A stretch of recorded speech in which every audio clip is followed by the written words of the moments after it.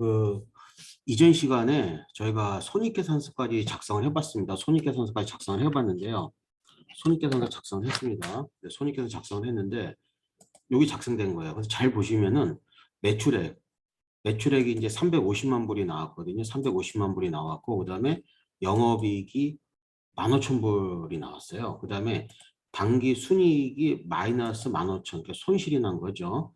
이렇게 돼 있고 그래서 우리가 보통 이제 손익계산서 볼 때는 요 세 가지 정도만 보시면 돼요. 이렇게 여러분들이 혹시 만약에 그 현업에서 그 회계 업무 하시다가 손익계산서 보면은 요 세 가지를 위주로 보시면 됩니다. 그다음에 그 개시전 BS를 보세요. 개시전 BS를 보시잖아요. 그러면은 요 선지급금 있잖아요. 선지급금 국제 판권이라고 하는 거 있잖아요. 요 인터내셔널 라이츠가 여기 보시는 것처럼 여기로 들어가 있어요. 여기 그 국제 판권 비용으로 여기로 들어왔죠. 여기로 들어온 게 보이시죠? 그다음에 선지급 임차료 있잖아요. 선지급 임차료. 선지급 임차료는 어디 들어오냐면 여기 들어와 있어요. 여기 3만 불이 여기 안에 포함되어 있고 9만 불은 그 올해 분기를 했지 않습니까? 9만 불은. 그다음에 쭉 보면은 또 전산 장비는 어떻게 되어 있는 거예요? 여기서 5분의 1 나눠 갖고 감가상각 비용으로 여기서 감가상각 비용이 들어와 있는 걸 알 수가 있어요. 그다음에 여기서 미지급금 5만 불 있잖아요. 미지급금 5만 불은 요거는 지급이 끝난 거잖아요. 지급이 끝난 거잖아요. 요거는 그냥 관계가 없어요. 여기서 찾아보시면 안 돼요. 여기서 5만 불이 어디 있냐라고 찾아보시면 안 되는 게 얘는 왜 발생한 거였죠? 얘는 그 전산 장비 7만 5천 불짜리 7만 5천 불짜리 사는데 2만 5천 불은 현금으로 주고 5만 불은 미지급금으로 줬다가 그렇다고 5만 불을 갚아버렸잖아요. 현금으로 갚아버린 겁니다. 여기는 현금으로. 그 다음에 차입금 30만 불 있었는데 만 불, 10만 불 갚았고 20만 불 남아있는 게 보이실 거고 그 다음에 요거로 보셔야 되죠. 근데 우리가 안 한 게 요게 있죠. 요게 우리가 새로운 거 2021년 분기해 보시면은 지금 신경 쓸 게 요거 신경 쓰셔야 돼요. 우리가 그 코데비라는 회사로부터 요 외상으로 170만 불어치 요거 사왔거든요. 요거 대금 아직 안 줬어요. 요거 대금 아직 안 줬습니다. 그거 보면은 이런 생각을 가질 수 있어요. 현금을 무지 많이 가지고 있겠구나라는 생각을 할 수가 있습니다. 그래서 우리는 요거로서 이제 세금을 내지 않으니까 분기할 게 없습니다. 분기할 게 없어요. 세금을 내지 않으니까 여기에 돌아가서 분계처리를 해야 되거든요. 여기서. 근데 세금을 분계처리할 게 없습니다. 세금이 발생하지 않았으니까. 그럼 이렇게 보시고 여기서 한번 우리가 요거 하나 만들어 볼게요. 뭘 만들어야 되냐면 저희가 이익잉여금 처분 명세서라는 걸 만들어야 됩니다. 보통 이 손익계산서잖아요. 이 손익계산서랑 재무상태표를 연결해 주는 게 있는데 그게 바로 이익잉여금 처분 계산서에서 여기 우리는 그 공식이 이렇게 돼 있죠. 기초에 이익잉여금이라는 게 있습니다. 이익잉여금이 있고요. 그 다음에 여기다가 이제 더해주는 게 뭐가 있냐면은 당기순이익이 더해줍니다. 당기순이익이 더해져야 돼요. 그 다음에 여기서 여기 뜨는 이유가 요것 때문에 그런 거죠. 그래서 여기다 이럴 때는 이렇게 해주시고 여기다가 그냥 요거 하나 요거 컷만 요거 해주시면 나옵니다. 이렇게 아무 이상 없이. 예.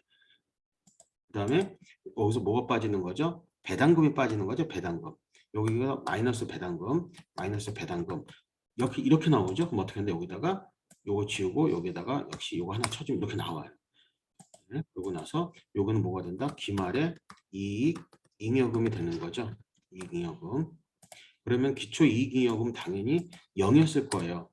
요것도 다시 달러로 바꿔볼까요? 예, 셀 소식에서 여기서 통화해서 달러로 가셔야 되고 그 다음에 요거는 0으로 없애버릴게요. 예, 그래서 됐고 당기순이익은 이게 마이너스잖아요. 마이너스 15,000이잖아요. 마이너스 15,000. 이것도 좀 단위로 바꿀게요. 빨간색으로 보기 좋게 셀서식에서 이쪽으로 바꾸겠습니다. 예. 15,000이잖아요. 그럼 배당금은 돈 벌면 준다고 하는데 못 벌었으니까 빵이 되겠죠. 그러면 기말 이익잉여금은 얼마가 되는 거예요? 그냥 기말 이익잉여금은 기초이익잉여금 더하기 배당금 당기순이익 더하기 당기순이익 빼기 원래 배당금을 해줘야 되는 거죠. 그럼 이렇게 나오면 요 기말 이익이면 요게 나오는 거예요. 요게 나옵니다. 요게 바로 뭐다? 요게 바로 이익잉여금 처분 명세서가 되는 거예요. 이익잉여금 처분 명세서가 되는 거죠. 이익잉여금 처분 명세서 이렇게 되고, 그 다음에 드디어 이제 우리가 대차대조표를 만들 거예요. 대차대조표를 만들 건데, 대차대조표를 만들기 전에 한번 계정 감각이 늘었을 것 같아요. 한번 만들어 볼까요? 현금이 얼마 있는지를 보실 필요가 있죠. 현금이 얼마가 있는지도 생각을 해보시고, 그 다음에 또 뭐도 볼까요? 전년도급 기초로 볼까요? 선지급금이라는 것도 있고, 선지급 임차료도 있고, 전산장비도 있고 쭉 있는데, 한번 요거 볼까요? 요거 복사해서 보고,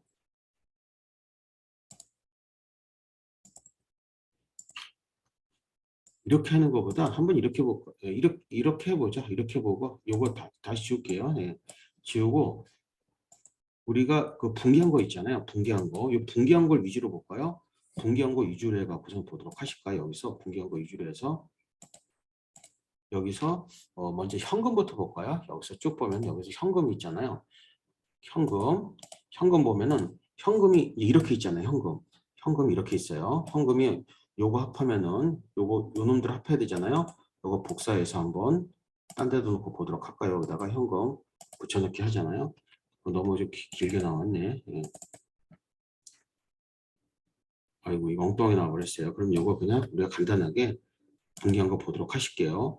여기서 여기까지 합계가 얼마가 돼요? 여기까지 340만이잖아요. 340만. 여기가 3400000이죠. 그 다음에 뭐 쉼표하고 3400000. 그 다음에 이쪽 있잖아요. 대변. 요건 쓴 거잖아요. 대변 쓴 거. 얘는 얼마냐면은 101,340000이에요.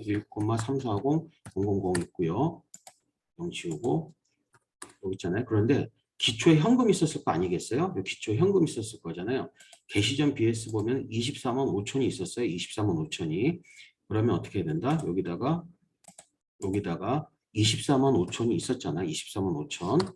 그러면은 요 기초 현금이고 현금 들어온 거고 그다음에 현금 나간 거잖아요. 그럼 요게다 마이너스 붙이면 되겠네요. 마이너스 붙여서 요거 해보시면 되겠죠. 그럼 여기다가 그냥 썸 해보면 되지 않겠어요? 요거 썸 해보면은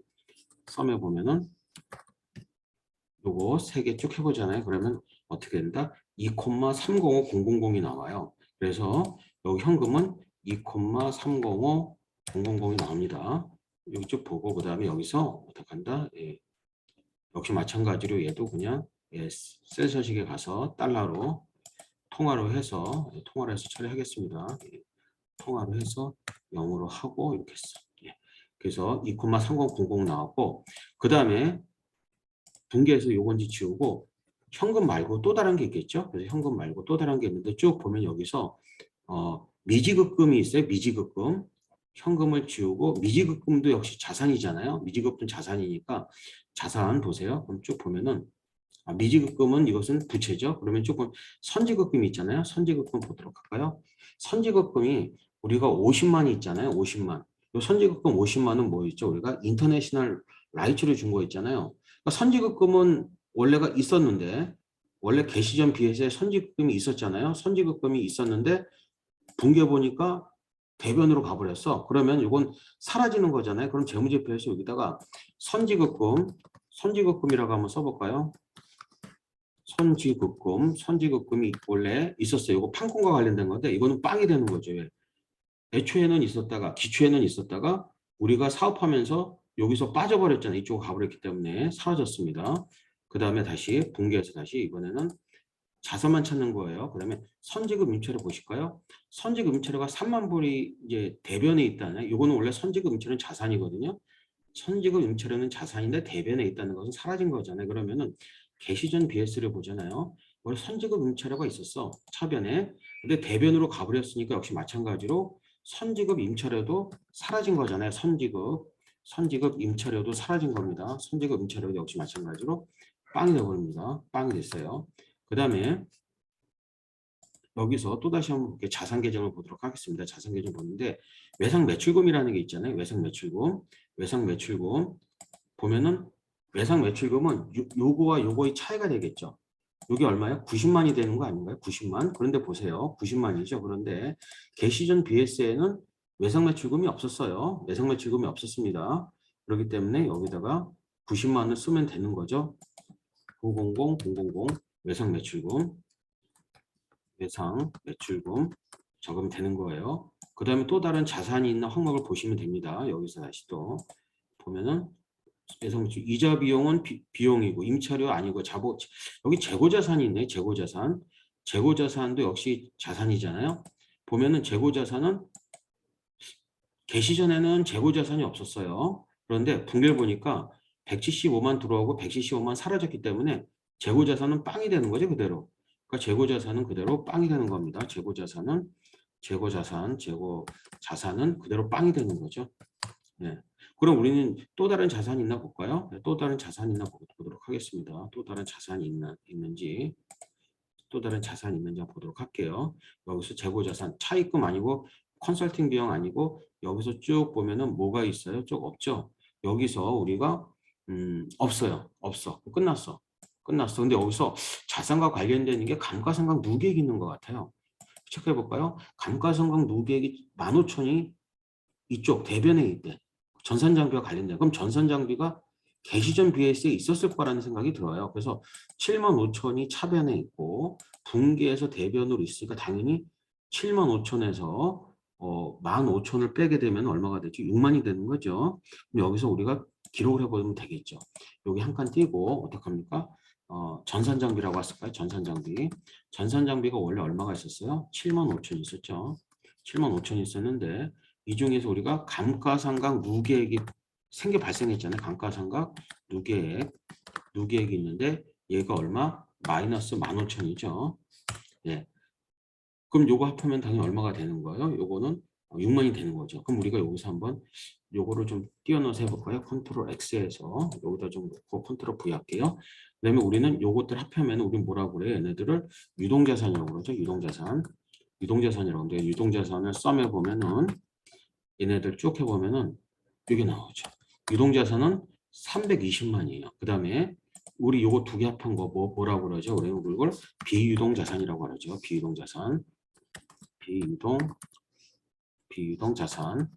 비유동자산이라고 합니다. 그러면은 비유동자산 역시 얘랑 얘를 썸하면 되겠죠? 얘랑 얘를 썸하면 됩니다. 그러면 비유동자산 6만. 그러다가 총자산 있죠? 총자산은 얼마냐? 총자산은 유동자산 더하기 비유동자산 하면은 총자산이 나오는 거예요. 총자산이 이렇게 나옵니다. 예. 그 다음에 그러면 당연히 이쪽 부채하고 자본도 마찬가지 돼야 될 것 같아요. 그럼 부채를 보도록 하실게요. 이번에는 부채를 보도록 하실게요. 부채를 보도록 합니다. 여기서 보면은 부채와 관련된 거 쭉 보면 여기서 부채와 관련된 거 한번 보셔야 돼요. 미지급금이라는 게 있잖아요. 미지급금이 부채잖아요. 보세요. 미지급금이 부채면 원래 대변에 있어야 되잖아요. 그런데 차변으로 나타나는 건 미지급금 줬다는 얘기예요. 그러면은 개시전 BS에 요거 줬잖아요. 미지급금 줘버렸잖아요. 그러니까 요게 사라진 거잖아요. 5만 불이 사라져 버렸어요. 전년도 그러니까 이 개시전에 미지급금이 5만 불이 대변에 위치하고 있었거든. 부채. 그런데 분기를 보니까 차변으로 와버렸네. 그러면은 요 미지급금을 준 겁니다. 그러면은 당연히 어떻게 되는 거예요? 미지급금은 빵이 되는 거죠. 미지급금은 얼마가 되는 거예요? 0이 되는 겁니다. 0이 되는 거예요. 네, 그래서 역시 마찬가지로 셀 소식에서 통화해서 달러로 바꿔버리고 이렇게 보고 얘도 0을 하겠습니다. 예. 그래서 미지급금 0이 되어버리는 거죠. 갚아버렸잖아요. 전산 관련돼 갖고 그 다음에 두 번째 또 다른 게 있나 보세요. 예. 미지급 판관비가 있잖아요. 미지급 판관비가 3만 불이 있네요. 이거 내년에 준다고 하지 않았나요? 3만 불. 요거는 부채가 떠 있는 거죠. 그러면은 개시전 BS 보면은 미지급 판관비는 없었어요. 그래서 미지급 판관비는 증거가 된 게 맞아요. 그래서 여기다가 어떻게 미지급 판관비 이렇게 하면 되겠죠. 미지급 판관비하고 얼마? 3만 30,000 맞죠? 예, 맞습니다. 3만. 그 다음에 부채 딴 거 보실까요? 예. 선지급금 이건 자산이고 선지급 문제라고 없고 외상 매입금이 문제가 될 것 같아요. 외상 매입금 보면은 외상 매입금이 175만인데 개시전 비해세 외상 매입금은 없었어요. 그러다 보니까 그냥 순수하게 늘어난 거거든요. 그래서 여기다가 외상 매입금, 외상 매입금, 외상 매입금 이렇게 보시면 됩니다. 그래서 외상 매입금이 얼마가 되는 거죠? 175만이 되는 거죠. 이거 보시면은 여기 있는 금액과 여기 있는 금액이 같다는 걸 알 수가 있어요. 예. 매출원가랑 여기 있는 게 같다는 걸 알 수 있습니다. 그 다음에 또 다른 부채가 있는지 한번 확인해 볼게요. 또 다른 부채가 있는지. 딱 부채가 없는 것 같아, 더 이상. 부채가 없죠, 이제 더 이상. 그러면 부채는 끝났어요. 그럼 여기서 우리가 어떻게 한다? 부채를, 여기서 우리가 우리 얘네들은 뭐라고 그러냐? 우리는 유동부채라고 합니다. 유동부채. 유동부채라고 그래요. 그럼 얘네들은 1년에는 갚아야 될 부채거든요. 그래서 우리가 얘를 썸을 해볼까요? 네, 썸 해보면은 이렇게 175만입니다. 그럼 우리는 반드시 또 무슨 다른 비유동 부채가 있을 것 같아요. 비유동 부채가 있을 것 같거든요. 비유동 부채가 있는데 여기서 차입금이 있을 것 같아요. 보면은 여기서 보면은 여기서 우리 차입금이 있을 것 같은데 여기서 차입금 제가 안 했죠. 차입금 보면은 차입금이 원래는 부채잖아요. 차입금이 부채이기 때문에 대변에 있어야 되고 근데 차변으로 기록되는 것은 부채를 갚았다는 얘기 아니겠어요? 그러면은 개시전 비해세에는 부채가 얼마가 있었냐? 30만이 있었는데 분기를 통해서 대변으로 차변으로 와버렸네. 그럼 20만이 남아있다는 거죠. 그래서 얘는 어떻게 된다? 여기서가 20만. 여기다 뭐가 된다? 여기다 적을게요. 차입금. 이건 하나은행으로부터 받은 돈인데 여기 얼마가 남아있는 거죠? 200000. 예. 그러면 얘는 그냥 그대로 적으면 되겠죠. 나머지 부채는 없는 것 같아요. 그래서 우리는 어떻게 한다? 이 유동부채와 비유동부채를 더하면은 뭐라고 돼요? 부채 총계라고 하는 거죠. 부채 총계. 부채 총계가 되는 거죠. 부채 총계. 그럼 부채 총계는 어떻게 되는 거죠? 유동부채 더하기 비유동부채를 하면은 부채 총계가 이게 나오는 거예요. 그럼 어떤 생각이 돼요? 자본금이 무지 많을 것 같다는 생각이 드시게 될 것 같아요. 그럼 여기서 납입자본 해볼까요? 이제 자본 만들어 볼게요. 자본, 납입자본으로 해보겠습니다. 납입자본 해보고 개시 전에 납입자본이 얼마가 있었죠? 개시 전 납입자본이 50만 있었어요. 50만 있었죠? 납입자본 50만 있었고 그리고 분기를 통해서 볼까요? 분기에서 자본과 관련된 거 한번 보도록 하실까요? 자본과 관련된 거 여기 자본금이라는 게 있죠? 여기에 80만이 들어왔죠? 그러니까 개시 전에 50만이 있었고 분기에서 80만이 추가 기록된 거잖아요. 그럼 130만이 되는 거죠? 여기 130만. 1,300,000 130만 되는 거죠. 마틴과 제인이 갖고 있던 그 50만 불에 그 뭡니까? 저기 그 벤처 캐피탈에서 80만 들어왔잖아요. 80만 들어온 거 있잖아요. 근데 여기서 80만 들어온 건 못 찾아요. 손익계산서에서 80만 들어온 거 못 찾습니다. 예. 그럼 이게 납입자본이잖아요. 이 납입자본을 보면은 마틴과 제인 거 50만. 그다음에 벤처 캐피탈 80만이 보이죠. 그다음에 여기서 이익잉여금이거든요. 이익잉여금. 이익잉여금인데 이익잉여금은 기말이익잉여금 여기 계산대에 나왔잖아요. 여기 그대로 어떻게 마이너스 1호 000 15,000 합니다. 우린 요거 두 개 합한 걸 뭐라고 그래요? 자기자본이라고 한다고 해서 자기자본 혹은 뭐라고 했어요? 자본총계 이렇게 말을 쓴다고 했어요. 자본총계. 그럼 자본총계는 어떻게 얘를 더한 게 되겠어요. 그럼 얘가 1,285,000 되죠. 그럼 요게 요 부채 총계와 자본 총계. 우리는 뭐라고 그래요? 부채와 자본 총계라고 하겠죠. 자본 총계라고 하고 는하고 우리가 부채 더하기 그다음에 자본을 합하잖아요. 그러면 3, 정확히 떨어지죠. 예. 정확히 떨어집니다. 이게. 그래서 정확히 맞은 거예요. 그런데 여기서 이런 생각을 할 수 있어요. 한번 제가 이걸 해볼게요. 이거 이 코데비라는 회사한테 너무 가혹한 거 아니냐. 그렇죠? 예, 코데비라는 회사한테 너무 가혹해요. 뭐가 가혹하냐면은 이거 좀 색깔로 칠할까요? 예. 코데비라는 회사한테는 코데비는 물건을 무려 큰 금액을 주고 나서 돈을 못 받았잖아요. 그럼 이거 말이 안 되잖아요. 상식적으로. 그러면은 우리가 이 회사한테 돈 줘야 되거든요. 그럼 우리가 이렇게 해볼게요. 바꿔서 어떻게 하냐면 우리가 돈을 줬다라고 가정을 분기 처리해 보겠습니다. 21년 분기에서 우리가 필터에서 다시 그 175만 있잖아요. 지금 현금 충분히 갖고 있잖아요. 여기서 지금 끄떡 없잖아요. 이거 준다고 해서 그 우리가 175만 불이라고 하는 거 빚진 거 있잖아요. 여기서 빚진 거 요거 재고자산 요거 있잖아요. 요거를 우리가 갚는다. 연말에 갚는다라는 가정하겠습니다. 그러면 어떡한데 여기서 제일 마지막에 우리가 갚을게요. 그럼 우리가 외상 매입금이잖아요. 외상 매입금. 외상 매입금은 부채에서 원래 대변인데 갚으니까 차변으로 오죠. 1,750000이 되겠죠. 그럼 당연히 현금이 빠져나가겠죠. 현금이 1,750000 하고 나서 요것은 왜 현금이 쓰였죠? 코뎁에다가 지급 이렇게 하면 되는 거죠. 코뎁 지급 이렇게 하면 되는 거죠. 매상매입금은 부채잖아요. 부채고 그다음에 이 현금은 자산이잖아요. 이렇게. 그러면은 우리가 분계 처리했어. 그럼 재무제표에서 손익계산서에서 영향이 주나 안 주나 보세요. 영향 없어요. 지금 한 분계 처리는 돈 갚는 거는 현금으로 빚 갚은 거잖아요. 현금으로 빚 갚았기 때문에 재무제표는 전혀 영향이 없습니다. 손익계산서에 영향이 없어요. 그러니까 당연히 여기도 영향이 없어. 단지 여기서 어떻게 되는 거죠? 요게 요 2,305,000 여기서 뭐가 빠지는 거죠? 2,305,000에서 뭐가 빠지냐면은 마이너스 1,750,000 빠지면은 요거 하고 요거 썸하면 되겠죠? 네.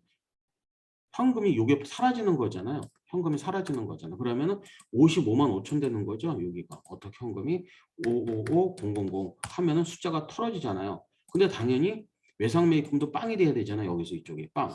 그럼 역시 마찬가지 숫자 정확히 일치하죠. 예. 그래서 원래 이 복식북이라는 게 신기합니다. 예. 이거 이태리 사람들이 아주 오래전에 이렇게 과학적으로 만든 시스템이고 아직 이렇게 오래된 시스템이 살아남은 시스템이 없어요. 이 복식보기 시스템이요. 그래서 정확히 일치하고 있잖아요. 그럼 우리는 이제 뭘 할 거냐? 우린 요거를 재무 상태표라고 그런다고 했잖아요. 재무 상태표. 그래서 우리가 요거를 재무 상태표라고 한다고 합니다. 됐죠? 이거 갚은 거로 했습니다. 그 갚은 거로 하다 보니까 외상만큼이 빵이에요. 그럼 우리는 뭐 할 거냐? 현금 흐름표를 만들어 볼게요. 현금 흐름표. 현금 흐름표를 만드는데 현금 흐름표는 크게 어떻게 있다? 활동이 영업 활동이라는 게 있고요. 그 다음에 우리가 쭉 보면 무슨 활동이 있다? 우리가 좀 칸을 띄워놓을게요. 투자 활동이라는 게 있다.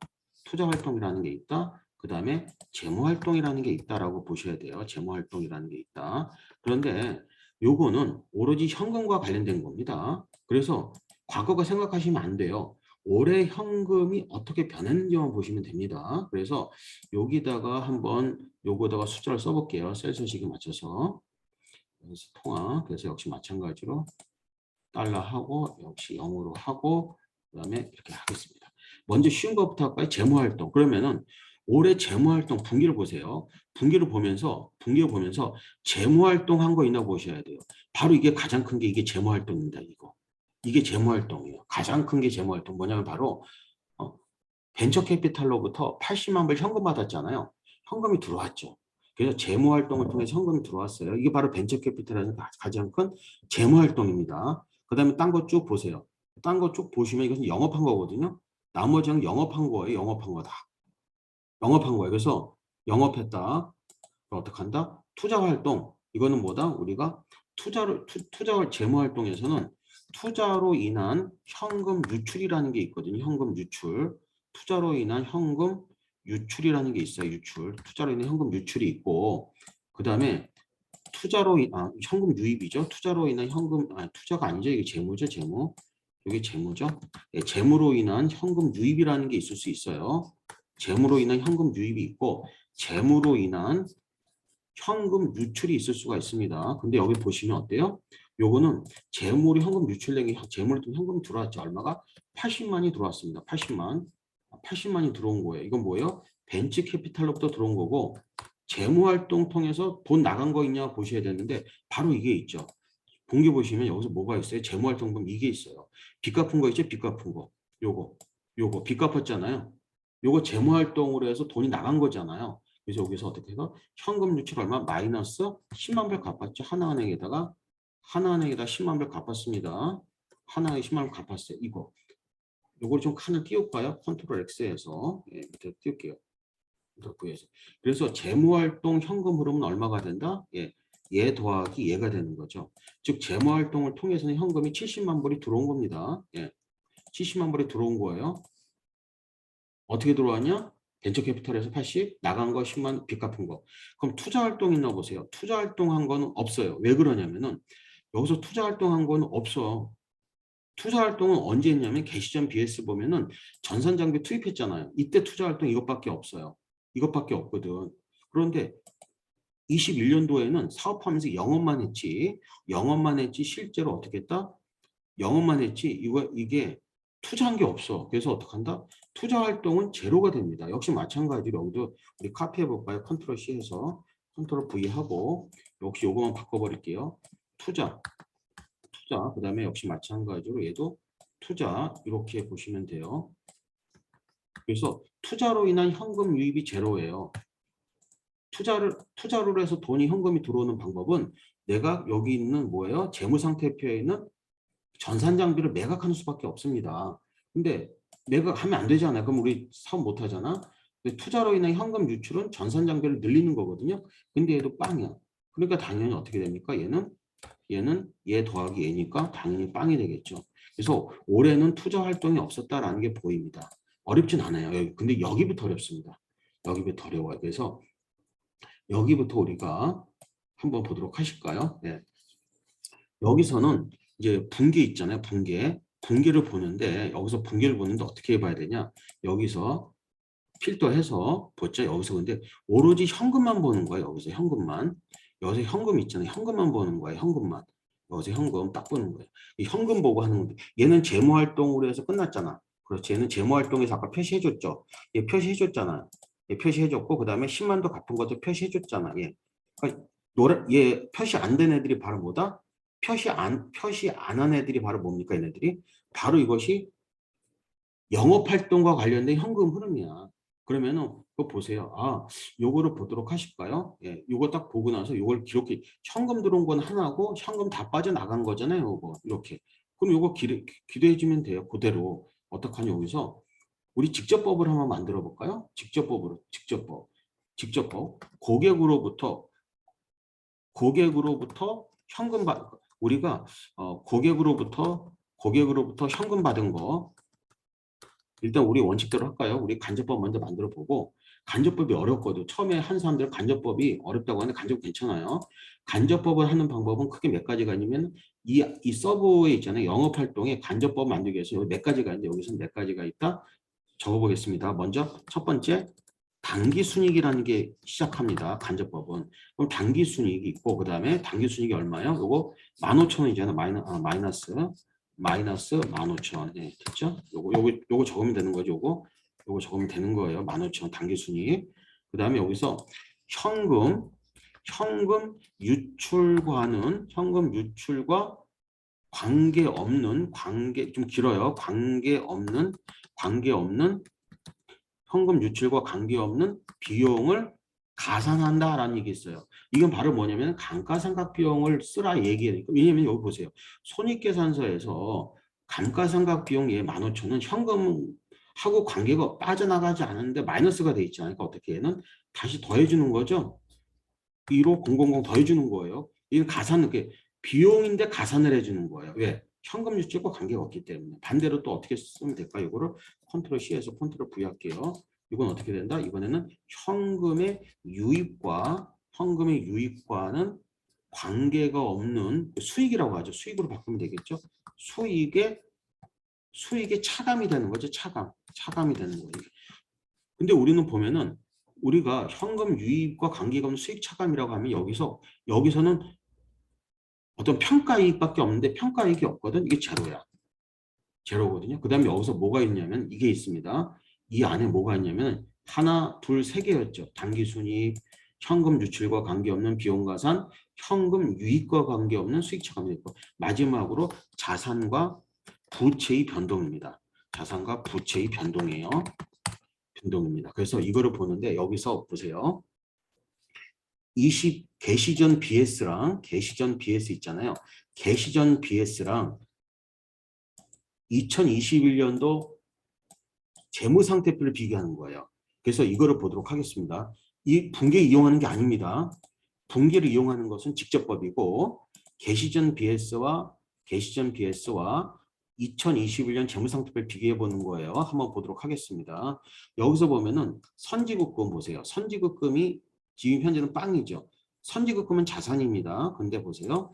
선지급금이 있었잖아. 요거 선지급 임차료도 있었고 선지급 판권도 있었어. 선지급 판권도 있었고 선지급금 국제판권도 있었고 임차료도 있었어.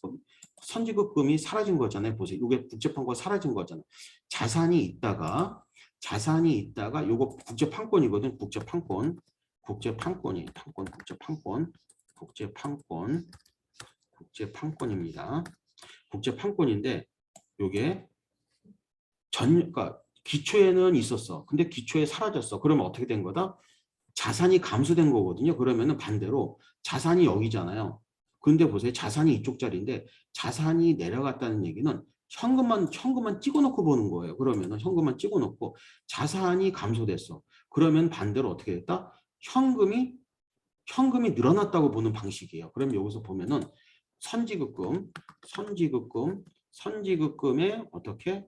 선지급금에 지금 늘어났나 줄었나요? 선지급금이 감소됐죠. 근데 이것은 뭐다? 감소가 됐죠. 선지급금이 감소인데 얘는 뭐다? 얘는 선지급금이 감소가 됐죠. 그런데 얘는 선지급금이 감소가 됐는데 얘는 실제로는 얘는 자산이 감소잖아요. 자산이 감소되면은 현금이 늘어나는 거예요. 현금이 늘어나는 겁니다. 현금이 늘어나는 거죠. 현금이 늘어나는 거죠. 그럼 이걸 보시면은 선지급 감소 얼마가 되는 거죠? 이게 선지급 감소가 이게 50만이죠. 500 000. 그러니까 이거는 생각하기 쉽게 이렇게 생각하세요. 내가 받을 돈이 있었는데 선지급금도 자산이잖아요. 받을 돈이 있었는데 받을 돈이 사라졌어. 그럼 왜 현금이 늘어났기 때문에 그런 거 아니냐라고 생각해 볼 수가 있어요. 그다음 두 번째 선지급 임차료가 있었죠. 선지급 임차료가 3만이 있었거든요. 자산이 있었는데 지금 해보니까 빵이 됐어. 그럼 여기 3만이잖아요. 3만. 30,000. 얘는 뭐예요? 선지급 임차료가 감소된 거예요. 즉 계속해서 선지급 임차료가 감소된 건데 즉 아이고 있네. 예. 그래서 여기가 선지급 임차료 감소, 임차료 감소. 즉 지금 얘네 둘은 자산이 감소되고 있는 거예요. 자산이 감소되고 있어. 얘네들은 자산이 감소되는 겁니다. 지금 자산이 감소되는 거죠. 자산이 감소된다는 얘기는 어떻게? 내가 현금을 받았다는 얘기가 되는 거예요. 즉 친구한테 받을 돈이 있다가 현금을 받았기 때문에 친구한테 받을 돈이 사라진 거예요. 자산의 감소. 그래서 자산의 감소는 현금이 증가로 기록해 주는 게 간접법이고 외상매출금 보세요. 외상매출금 보면은 전년도에 없었거든. 기초에 없었잖아요. 근데 보세요. 외상매출금 무려 90만이나 늘었네. 그럼 외상매출금이 증가가 엄청 크게 늘었죠. 외상매출금의 증가가 엄청 증가가 됐죠. 외상매출금이 증가가 커. 그런데 이번엔 받을 돈이 생겨났다는 것은 내 돈이 사라진 거나 마찬가지죠. 그래서 어떻게? 마이너스 900,000 네, 이렇게 되는 거죠. 요금 자산이 끝났어. 그럼 보세요. 여기에서 있는 거 다 선지급 얘는 지금 투자활동이니까 빼야 되죠. 다 처리가 끝났습니다. 그 다음에 여기서 외상매출과 기록 재고자산은 기록할 필요가 없죠. 영영이니까 그대로. 부채 보실까요? 미지급금. 요거는 어느 파트다? 요거는 자산 파트예요. 얘네들은 노란색 칠하고 요거는 우리가 요색 칠까? 요거는 자산 파트예요. 부채 파트 보실까요? 미지급금이 어떻게 되나 보세요. 미지급금이 5만이 있었거든요. 요거 기계 설비인데 5만이 원래 있었는데 미지급금이 사라졌잖아. 그럼 어떻게 된다? 이번에는 미지급금 감소가 이루어졌잖아. 이거는 빚 갚았다는 얘기 아니야? 그럼 현금이 사라진 거잖아요. 이거는 그냥 놓을게요. 이건 다시 색깔 없이 놓고 미지급금 감소. 얘는 어떻게 돼? 이거 색깔이 이상해졌네. 미지급금 감소 어떻게 되는 거예요? 얘는 반대로 현금이 사라진 거잖아요. 얼마 사라진 거예요? 5만이 사라진 거죠. 마이너스 50,000. 이거 뭐 한 거죠? 이거요? 네, 이거 바로 그 기계 장비 미지급금 갚은 겁니다. 그다음에 미지급 판관비 이번엔 부채가 늘었죠. 보세요. 개시전에는 미지급 판관비가 없었어요. 그런데 어떻게 된다? 여기 미지급 판관비가 늘었잖아. 그럼 어떻게 된다? 미지급 판관비가 증가됐다. 미지급 판관비 증가. 이것은 빚이 늘어났다는 얘기잖아요. 근데 이것은 어떻다는 얘기다? 바로 현금이 늘어났다는 얘기가 되는 거죠. 그래서 얘는 얼마? 3만 되는 겁니다. 30,000 됐어요. 그러면 나머지는 없어. 부채에 기록할 거 없습니다.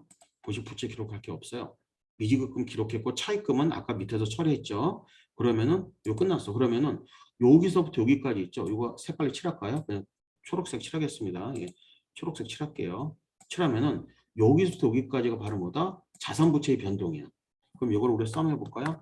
썸 해봅니다. 그럼 어떻게 한다? 여기서 여기까지 썸. 이렇게. 그리고 이게 마이너스 39만이야. 그러면 어떻게 된다? 당기순이익이라는 파트, 현금 유출과 관계없는 비용가상 파트, 현금 유입과 관계없는 수입 차감 파트, 자산 부채 변동 파트에서 요 네 개 있죠. 요 네 개가 영업활동 핵심입니다. 그럼 어떡한데 얘를 썸을 해야 되는데 여기서 실수하시면 안 돼요. 다 긁는 거 아닙니다. 여기서 여기까지만 긁는 거예요. 네. 왜? 왜 여기까지만 긁냐면은 바로 얘네들은 똑같은 초록색이잖아. 예, 초록색이라서 여기 합쳐진 거잖아. 그렇잖아요. 그래서 여기부터 여기까지 합하면은 39만이 맞아. 그러면은 요거 있잖아요. 요 색깔 좀 어떻게 쓰면 색깔 칠할까? 요거 회색으로 칠할까요? 요거 회색. 예. 그다음에 요 노란색 말고 예. 그다음에 요거 예. 요 회색 있잖아요. 회색이 뭐다 바로 요 회색이 바로 올해의 현금 흐름이 되는 거예요. 올해 현금 흐름, 올해 현금 흐름입니다. 올해 현금이 아니에요. 올해 현금이 움직였잖아요. 올해 현금 흐름이 어떻게 되는데 얘가 39만 더하기 0, 투자 활동은 빵이고 재무 활동은 70만에서 요게 나온 거고 그 다음에 어떻게 된다? 요게 바로 기초의 현금이 있었겠죠? 기초 현금이 있었겠죠? 기초 현금은 어디 있는 거예요? 개시전 BS 보면은 245000 있을 거잖아요. 245000, 245000 있을 거죠. 그럼 요거는 요 두 개를 합하면 어떻게 되는 거죠? 바로 기말에 현금이 있게 되겠죠. 그럼 기말의 현금은 어떻게 한다? 31만에다가 23 5천 더하면은 55만 5천 나오잖아요. 바로 이 노란색 칠할게요. 바로 얘랑 정확히 일치하고 있지 않습니까? 예, 바로 그래서 우린 정확히 맞아 떨어진 거예요. 그래서 여기까지 보시면은 여러분들이 어떻게 해요? 지금 우리가 이 간단한 DCD 케이스 갖고 손익계산서도 만들고 이익잉여금 처음 명세서 만들고 재무상태표 만들고 영업 현금흐름표 만들었는데 이 답이 중요한 게 아니라 여러분들이 아무것도 없는 상태에서 이 접근할 수 있는 프로세스가 필요합니다. 이렇게 보시는데 제가 이건 말씀드렸잖아요. 그래서 손익계산서 말씀드렸고 재무상태표를 본다면 어떻게 봐야 된다? 재무상태표를 볼 때는 재무상태를 볼 때는 어떻게 보신다? 일단 총자산을 먼저 보세요. 총자산 먼저 보시고 그 다음에 어떻게 본다? 부채를 먼저 보세요. 부채 전체가 얼마가 되는지 그리고 자본이 얼마가 되는지 보시면 됩니다. 보세요. 그럼 이 회사는 어떤 회사예요? 부채보다는 자본이 무지하게 많은 회사인데 실제로 돈을 벌어내지 못했고 전부 다 뭐예요? 창업자가 투자한 부분하고 벤처 캐피탈에서 투자한 거로 구성이 돼 있어요. 그 다음에 전체 자산 중에서 무엇을 많이 갖고 있나 보세요. 외상 매출금이 제일 많네. 이거 왜 그럴까요? 전체 150만 불 중에서 90만 불이라면은 몇 퍼센트가 되는 거야? 60% 정도가 전체 자산의 60%가 외상 매출금이냐? 이건 무슨 얘기예요? 이건 전형적인 바로 제조 설비가 아니잖아요. 얘네들은 제조업체가 아니잖아요. 어떻게 하는 거죠? 코데비라고 하는 제조업체로부터 물건을 받아갖고 판매하는 회사다 보니까 이런 회사들이 이런 특징을 지닙니다. 즉 우리 공장이 없는 비제조 기업들의 특징 이런 게 많아요. 그 다음에 빚은 보세요. 빚은 뭐가 있죠? 예, 차입금이 20만 불 있죠? 예, 빚은 없어. 안전한 회사 같아요. 근데 단지 수익성이 떨어지죠. 그 다음에 보세요.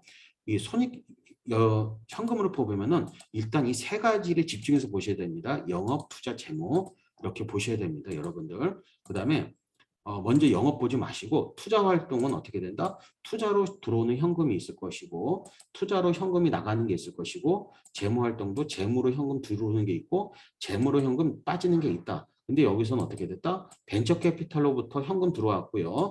빚 갚았잖아요. 그래서 이건 재무 활동밖에 없었어요. 그다음에 영업 활동에서는 이 네 가지 파트를 여러분들이 명심하셔야 돼요. 이렇게 단기순이익 파트, 현금 유출과 관계없는 비용 가산 파트. 이게 바로 감가상각 비용이죠. 반대로 현금 유입과 관계없는 수익 차감 파트 이거는 평가 이익 파트 그다음에 자산 부채의 변동에서 이렇게 정확히 일치하는 걸 볼 수가 있어요. 그래서 현금이 맞으면 다 맞는 겁니다. 예. 현금은 다 맞는 거예요. 이렇게 보셨고 그래서 여기까지 일단 해서 여러분들이 보시고 그다음에 여기까지 일단 맞춰서 하고요. 잠시 좀 쉬었다 하실게요. 예. 예, 그리고 이제 여기서 주어진 문제가 뭐였냐면은 벤처 캐피탈 입장에서 한번 이 회사에 대한 평가를 해보세요라고 돼 있는데 벤처 캐피탈 입장에서 관심을 갖는 것은 이 손익계산서에 관심을 가질 것 같아요. 손익계산서에. 과연 이게 개선이 될 거냐 이 부분이거든요. 이 개선이 될 거냐. 그러면은 만약에 2021년도가 아니라 2022년도가 된다고 가정 한번 해볼게요. 그러면은 만약에 경기가 나빠서 매출액이 그대로 간다 가정하고 그다음에 매출원가도 그대로 간다 가정하고 그럼 그대로 비슷한다 가정할게요. 근데 그럼 총이익은 똑같겠죠. 근데 여기서 직원급여도 똑같을 것이고 판관비도 똑같은데 여기서 컨설팅 비용이 더 이상 안 들어갈 거예요. 컨설팅 비용이 안 들어갈 겁니다. 여기 빵이 될 거야. 빵이 될 거고 임차료는 그대로 들어가겠고 감가상각 비용 들어가겠고 판관 비용 들어가겠죠. 그러면은 컨설팅 비용이 빵이 된다면은 어떻게 되는 거지? 영업이익이 얼마가 되는 거예요? 31만 5천이 되는 거고 이자 비용은 어떻게 마찬가지로 이자 비용도 줄어. 왜 줄을까요? 이자 비용이 보시면은 여기 차입금이 20만 불이잖아요. 이제 20만 불에 10%면은 2만이잖아요. 그럼 여기 2만이 된다. 그러면은 영업이익이 얼마가 된다? 영업이익이 31만 5천이 돼요. 그 이유가 왜 그런다? 컨설팅 비용이 더 이상 안 들어가요. 더 이상 안 들어갑니다. 그 다음에 임차료는 그대로 가고 감가상각비는 그대로 갔는데 여기에다가 이자 비용이 줄어들잖아. 그러면 당연히 어떻게 된다? 세전이익이 늘어나고 세금도 낼 것이고 이익이 커진다고. 즉 무슨 얘기냐? 영업이익률이 몇 퍼센트가 된다? 10%대를 육박하게 돼요. 갑자기. 물론 어떻게 된다? 요거 빚도 갚아야 되는 거잖아요. 요거 빚도 갚아야 되잖아요. 요거 빚 어떻게 되는 거죠? 요거 20만 불 있는 거 빚 10만 불 갚아야 되고 그다음에 또 외상 매출금이 어떻게 되는 거죠? 내년도 현금이 바로 들어오게 돼. 그러면 현금도 풍부해지고 어떻게 현금도 풍부해지고 그다음에 요거 더 이상 컨설팅 비용이 안 들어가니까 FTA 승인 받았잖아요. 손익계산서 좋아지고 현금도 풍부해지고 해서 당연히 입장에서는 좋은 겁니다. 예. 그래서 추가적으로 비용이 줄어들 게 있는지, 비용이 줄어들 게 있는지. 근데 만약에 매출액도 늘어난다면 어떻게 되는 거죠? 이것도 더 좋아지겠죠. 영업 이익률을 보세요. 총 이익률이 몇 퍼센트입니까? 총 이익률이 무려 50% 육박해요. 이거 무슨 얘기냐면요. 물건 하나 팔 때마다 50%는 돈을 번다 이 얘기가 되는 거예요. 이거 알짜배기 사업이죠. 예. 거기에다가 어떻게 한다? 컨설팅 비용이 이제 앞으로 안 들어가. 그 다음에 이자 비용도 줄어가. 그럼 어떻게 되나? 현금은 풍부하고 당연히 벤처 캐피탈 입장에서는 이렇게 된다라고 보시면 되는 거죠. 내년도 벤처 캐피탈 입장에서 봤을 때는 손익계산서가 좋아질 것이고 저 어떻게 된다? 영업이익률이 어떻게 된다? 10%대를 육박하게 된다. 왜? 판관 비용이 요 컨설팅 비용 안 들어가니까. 그 다음에 이자 비용 줄어들 거라는 거 보이잖아요. 그 다음에 어떻게 된다? 여기서 영업활동에서도 이제 당기 순이익이 많이 나니까 드디어 영업활동에서 캐시플로가 확 증가될 겁니다. 예. 그래서 좋은 거죠. 예. 그래서 이 회사는 투자할 만한 가치가 있다. 단지 조건은 뭐다? 경기가 어떻게 내년과 똑같아도 좋아질 것이고 경기가 도와주면 더 좋아질 것이다. 왜? 총 이익률이 어떻게 된다? 50%고 영업이익률이 10%에 육박한다. 이게 참 중요한 거죠. 그 다음에 금융비용도 안 들어갈 것이다.